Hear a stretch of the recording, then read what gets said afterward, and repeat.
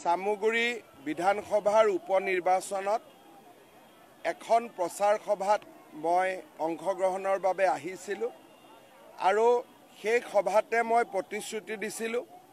ফলাফল কি হ'ব তেতিয়া গম পোৱা নাছিলোঁ, কিন্তু ৰাইজৰ মৰম আদৰ চেনেহ দেখি মই প্ৰতিশ্ৰুতি দিছিলোঁ যে নিৰ্বাচনৰ পিছত সামুগুৰিৰ আমবাগান আৰু শিঙিমাৰী জিলা পৰিষদত মই আহিম আৰু ৰাইজৰ লগত মই আলাপ আলোচনা কৰিম।